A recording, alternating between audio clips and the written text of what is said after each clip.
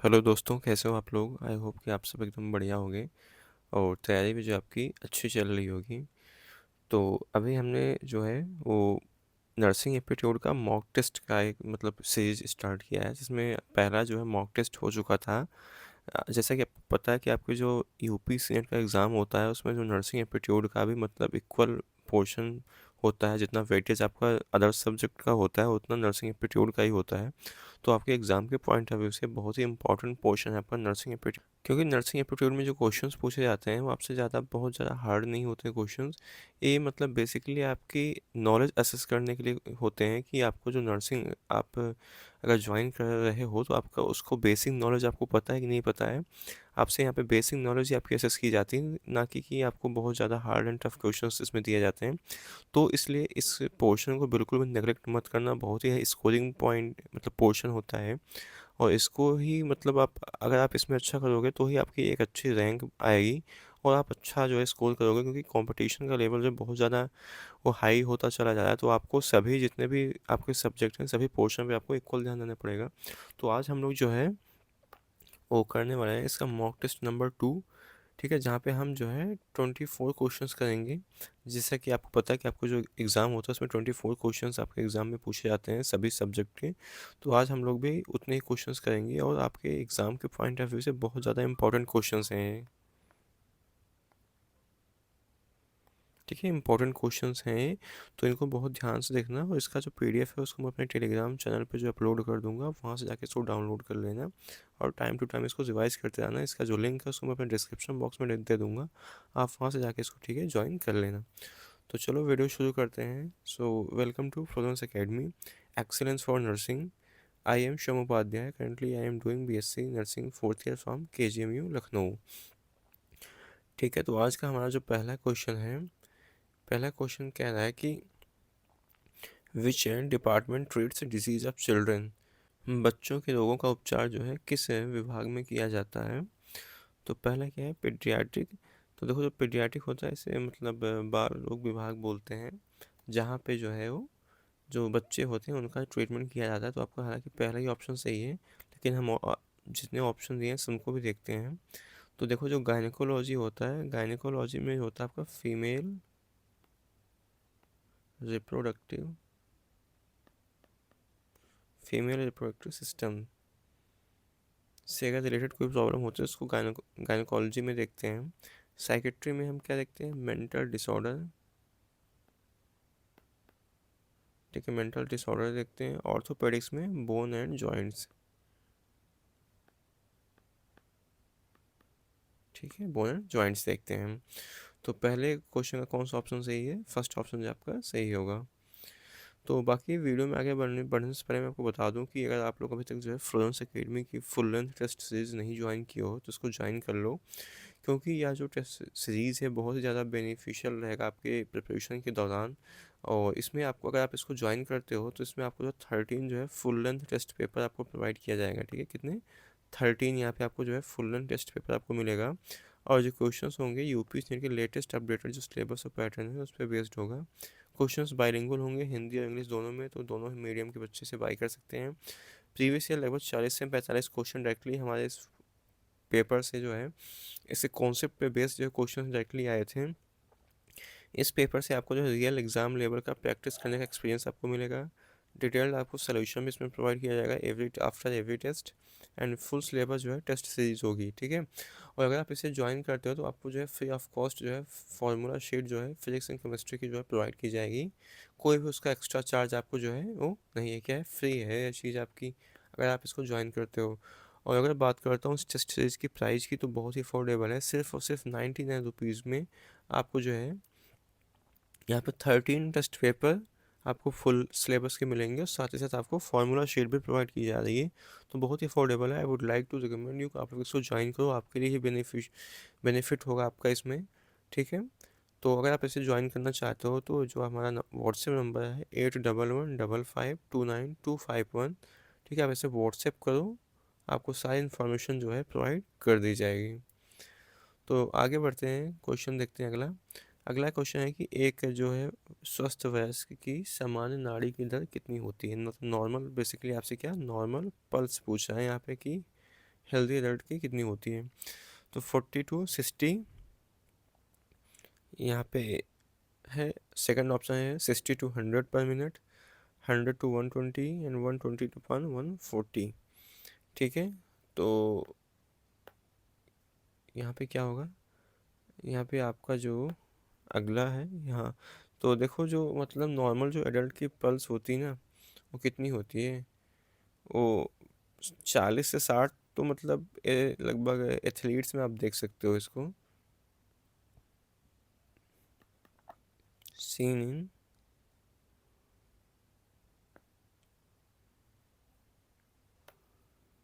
एक minute, seen in athletes, और इसको बोलते हैं ब्रैडिकार्डिया। जब नॉर्मल जितनी भी पल्स होती है उससे कम होती है ना, जिसको बोलते हैं क्या, ब्रैडिकार्डिया, मतलब कि पल्स जो है आपकी कम है। और जब हाई होती है जिसको बोलते हैं टैकीकार्डिया। ठीक है, टैकीकार्डिया। और ये तो मतलब एबनॉर्मल हो गई इतनी इतनी ज़्यादा तो। ठीक है। तो इसका सही ऑप्शन क्या होगा, 60 to 100 पर मिनट। ठीक है, नॉर्मल जो पल्स होती है। अगला क्वेश्चन है कि बीएमडब्ल्यू के नियमों के अनुसार, बीएमडब्ल्यू का फुल फॉर्म होता है बायोमेडिकल वेस्ट। ठीक है, क्या होता है बायोमेडिकल वेस्ट, मतलब कि जो हॉस्पिटल, मतलब जो इसको हिंदी में हॉस्पिटल जनित आप कह सकते हो, जो वेस्ट होते हैं इनको बोलते हैं। तो बायोमेडिकल नियमों के अनुसार जो है मानव ऊतक किस बैग में डाले जाते हैं according to BMW rules, human tissue. जैसे कि ह्यूमन टिश्यू का मतलब, जैसे सपोज मान लो किसी का मान लो एक्सीडेंट हो गया तो उसका पैर काटना पड़ गया, या फिर उसका मान लो बैंडेजिंग हुई है तो उसमें ब्लड लगा हो, और कुछ भी मतलब कंडीशन हो सकती है, सपोज उसकी फिंगर कट गई, या फिर कोई उसका किसी का ऑपरेशन हुआ तो कोई जो ऑर्गन बाहर निकलता है तो उसको जो उसको डिस्कार्ड भी तो करना होता है ना। तो हॉस्पिटल जो हॉस्पिटल्स होते हैं उसमें अलग अलग तरह के डस्टबिन होते हैं। आप लोग नॉर्मल बाहर जो ब्लैक बिन देखते हो जो जनरल वेस्ट जिसमें हम डिस्कार्ड करते हैं, बट हॉस्पिटल में जो है वो कलर कोड बने होते हैं, अलग अलग कलर कोड्स के हिसाब से जो है वो वेस्ट डिस्कार्ड किए जाते हैं। तो जो ह्यूमन वेस्ट होता है उसको किसमें, येलो में करते हैं। ठीक है, पीला बिन होता है उसमें जो है ह्यूमन वेस्ट डिस्कार्ड किया जाता है। अगर आपका ब्लड भी लग गया है किसी भी, अगर कुछ भी होता है, मतलब चाहे गॉस पीस हो या फिर आपका बैंडेज हो, कहीं भी अगर लगा हो तो उसको जो है येलो में डिस्कार्ड करते हैं। अगला क्वेश्चन है कि डिहाइड्रेशन का सबसे सामान्य कारण है, the most common cause of dehydration, fever, diarrhoea, anaemia and hypertension. मतलब उक्त रक्तचाप हो गया, एनीमिया, दस्त, बुखार, तो सबको पता है कि मतलब अगर आपको डायरिया है, अगर फ्रिक्वेंट अमाउंट में आपको दस्त हो रहा है तो क्या है, वाटर का लॉस उस कंडीशन में ज़्यादा हो रहा है ना। तो अगर आपका वाटर का लॉस होगा तो उसे क्या बोलते हैं, डिहाइड्रेशन बोलते हैं। जब शरीर में डिहाइड्रेशन का मतलब शरीर में जो है पानी की कमी हो जाना। ठीक है। अगला क्वेश्चन है कि जलने पर प्राथमिक उपचार क्या है, what is the first aid of burn. अगर सपोज आप जल जाओ तो उस टाइम जो है उसका मतलब पहला जो आप उपचार क्या करोगे, अप्लाई ऑयल, तेल लगाना, बस्ट ब्लिस्टर मतलब फफोलों को फोड़ना, कूल विथ रनिंग वाटर, बहते हुए पानी से ठंडा करना, एंड अप्लाई पाउडर पाउडर लगाना। तो क्या होगा, इसका सही ऑप्शन जो होगा सी होगा, कूल विथ रनिंग वाटर। ठीक है, वो सबसे पहले ठंडे पानी से उसे टैप के नीचे जाना है, उसे ठंडा करना है जो भी जहाँ जिस एरिया पे भी बर्न हुआ हो। अगला क्वेश्चन है कि रक्त शुद्धिकरण किस अंग में होता है, मतलब which organ filter blood, heart, kidney, lungs. तो क्या होगा इसका सही ऑप्शन बताओ। यहाँ पे इसका सही ऑप्शन होगा वो आपका किडनी, मतलब गुर्दा।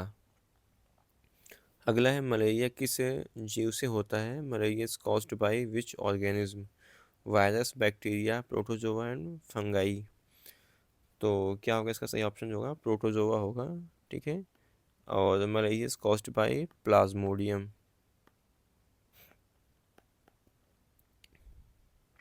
प्लाज्मोडियम क्या होता है, प्रोटोजोआ होता है।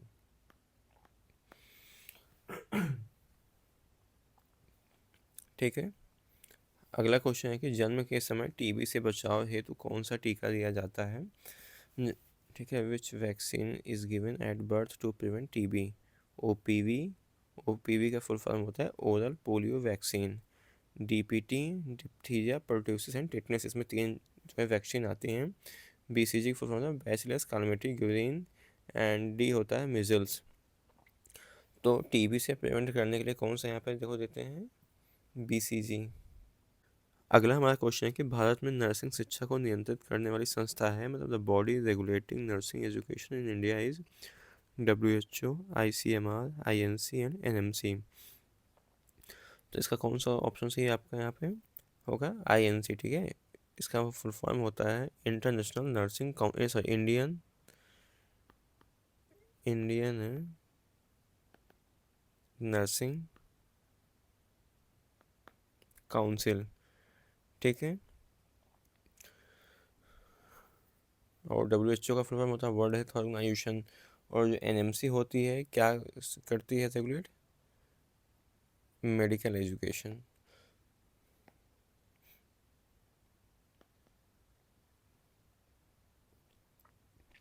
ओके, आगे चलते हैं, अगला क्वेश्चन देखते हैं। ऑक्सीजन का परिवहन कौन सी कोशिका करती है, विच सेल्स ट्रांसपोर्ट ऑक्सीजन। ऑप्शन हैं WBC, प्लेटलेट, RBC, प्लाज्मा। तो क्या होगा इसका सही ऑप्शन जो आपका होगा, RBC, ठीक है। RBC क्या करती है, हीमोग्लोबिन, दैट RBC में क्या होता है, इसमें हीमोग्लोबिन होता है। हीमोग्लोबिन क्या करता है, ऑक्सीजन को बाइंड करके उसको पूरे शरीर में जो है ट्रांसपोर्ट करता है ऑक्सीजन का। अगला है दर्द निवारक दवा कहलाती है pain relieving medicine is called antibiotic, analgesic and antipyretic and antacid. तो ये देखो जो मतलब एंटीबायोटिक होती है, एंटीबायोटिक किसके लिए होती है, किल बैक्टीरिया। जब कोई भी बैक्टीरियल इन्फेक्शन हो जाता है तो उसमें इसके लिए एंटीबायोटिक्स यूज करते हैं। और एंटीबायोटिक किस में यूज़ करते हैं, फीवर में, फीवर को रिड्यूस करने के लिए, ठीक है। एंटासिड यूज़ करते हैं रिड्यूस एसिडिटी। और अगर पेन के लिए क्या हम यूज़ करते हैं, एनाल्जेसिक, ठीक है। आगे चलते हैं, अगला क्वेश्चन देखते हैं कि मधुमेह में किस हार्मोन की कमी हो जाती है, deficiency of which hormone occur in diabetes. Thyroxine, insulin, oestrogen and prolactin. तो देखो जो डायबिटीज़ जब होता है, diabetes mellitus occur due to insulin deficiency या फिर रेजिस्टेंस हो जाता है। तो ऑप्शन थायरॉक्सिन जो होता है किसके लिए, थायराइड कॉज करता है, तो थायराइड के लिए रिस्पॉन्सिबल होता है। ईस्ट्रोजन प्रोलैक्टिन जो आपका होता है रिप्रोडक्टिव हार्मोन होता है। तो बचा क्या आपका, इंसुलिन, ठीक है। अगला क्वेश्चन है कि बच्चों के टीकाकरण से संबंधित कौन सी योजना है, scheme related to child immunisation is ICDS, mission Indradhanush, PMJY एंड JSY। तो यहाँ पे देखो जो मिशन है, यहाँ पे सबसे अदर ऑप्शन देखते हैं। जो ICDS होता है, ICDS क्या करता है, न्यूट्रिशन एंड चाइल्ड डेवलपमेंट के लिए यूज होता है। इंटीग्रेटेड चाइल्ड डेवलपमेंट स्कीम इसका जो फुल फॉर्म होता है। और PMJY जो है हेल्थ इंश्योरेंस का यहाँ पे संबंधित है, किससे, हेल्थ इंश्योरेंस, ठीक है।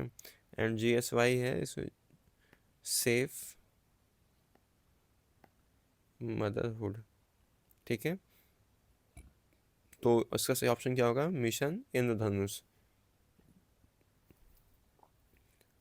अगला है क्वेश्चन नंबर 14, इसमें कि आँख में प्रकाश को नियंत्रित करने वाला भाग है, part of I that controls light entry is retina, iris, lens, cornea.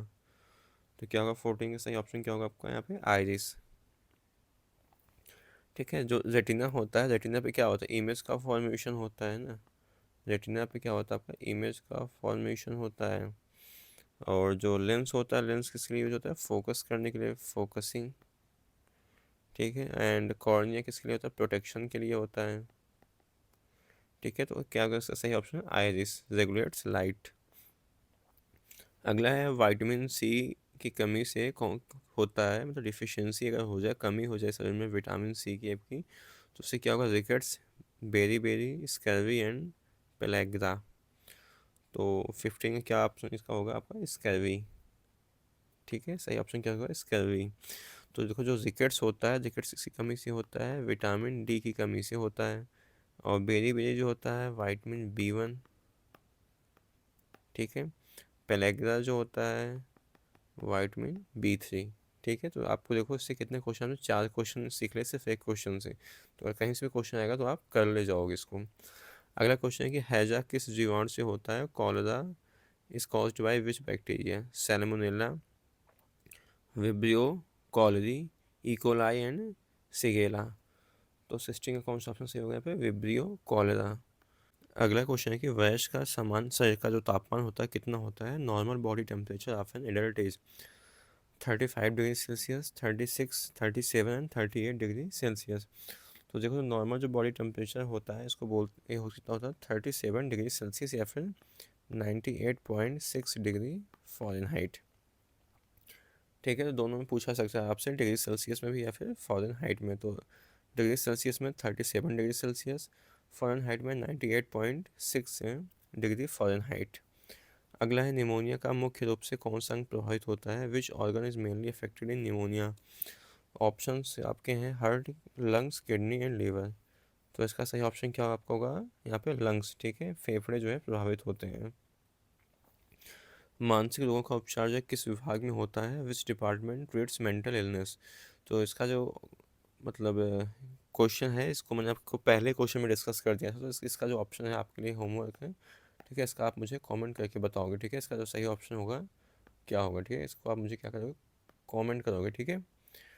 अगला क्वेश्चन है कि उपयोग की गई सुई किस BMW श्रेणी में आती है? Used needle belong to which BMW category? General waste, plastic waste and sharp waste and chemical waste. तो 20 का क्या होगा यहाँ पे? सी ऑप्शन सही होगा, शार्प वेस्ट। अगला है शरीर में अपशिष्ट है बाहर निकालने वाला तंत्र है? System that remove waste from the body, digestion, respiration, excretory and nervous, पाचन, श्वसन, उत्सर्जन एंड तंत्रिका। तो इसका क्या होगा सही ऑप्शन आपका? उत्सर्जन होगा। एक्सक्रीटरी ऑर्गन जो होते हैं किडनी होती है, तो क्या करते हैं वो, जो जितने भी बॉडी में हमारे वेस्ट जो भी होता है उसको क्या करता है? रिमूव करता है। अगला क्वेश्चन कि फेफड़े के जो लंग्स होता है, लंग्स का चित्र जो है वो क्या दर्शाता है? Diagram of lung represent which system? Circulatory, परिसंचरण, रिस्पायरेटरी, श्वसन, डाइजेशन, पाचन एंड नर्वस तंत्रिका। तो क्या होगा इसका सही ऑप्शन आपका? बी होगा, रिस्पायरेटरी सिस्टम। अगला है डायग्राम ऑफ यूट्रस, जो गर्भाशय होता है, गर्भाशय का अगर इमेज बना हुआ है तो रिलेटेड विच डिपार्टमेंट? इसका मैंने आपको पीछे एक्सप्लेन कर दिया है, तो इसको भी आप क्या करोगे मुझे, ठीक है। आपके लिए भी यह होमवर्क है, ठीक है। इसको आप खुद से करना है इस क्वेश्चन को। अगला है कि रक्त के जमने में सहायक विटामिन है? Vitamin help in blood clotting, vitamin A, C, D and K। तो क्या होगा इसका सही ऑप्शन जो आपका होगा? इसका जो आपका सही ऑप्शन होगा यहाँ पे विटामिन K, ठीक है। किस लिए हेल्प होता है? रक्त का थक्का जमने में, ठीक है। विटामिन A होता है विजन के लिए, विटामिन C होता है इम्यूनिटी के लिए होता है, और जो D होता है या बोन्स के लिए होता है। तो क्या होगा इसका सही ऑप्शन आपका होगा? D होगा, ठीक है, विटामिन K। तो आज हमने जो है क्वेश्चंस किए जो आपके एग्ज़ाम के पॉइंट ऑफ व्यू से इंपॉर्टेंट है, बाकी इसके आंसर किए हैं, ठीक है। आप इसको देख लेना यहाँ पे, इसको मैं डाल दूँगा अपने, ठीक है, टेलीग्राम चैनल पे। तो ये लिंक है, आप इसको टेलीग्राम पे, मतलब लिंक तो मैं आपको डिस्क्रिप्शन बॉक्स में डाल दूँगा, नहीं तो आप खुद से सर्च करना माई फ्लुएंस अकेडमी। वहाँ से जो है आपको ज्वाइन कर लेना। वहाँ पे आपको सारी PDF अभी की और पहले की भी सब आपको वहाँ पे मिल जाएंगे, ठीक है। बाकी आप हमसे इंस्टाग्राम पे कांटेक्ट कर सकते हो, कोई अगर आपका डाउट होता है। हमारा ये व्हाट्सएप नंबर है, आप इससे यहाँ पे भी कांटेक्ट कर सकते हो, टेलीग्राम पे, सॉरी ये यूट्यूब, ठीक है। बाकी अगर अभी तक आप लोग जो है चैनल को सब्सक्राइब नहीं किया तो इसको सब्सक्राइब कर लो, वीडियो को लाइक कर दो, ताकि थोड़ा मुझे मोटिवेशन मिले आपको और भी क्वेश्चंस कराने करने की, ठीक है। तो फिलहाल जो आज की वीडियो में बस इतना ही। Thank you so much watching for this video.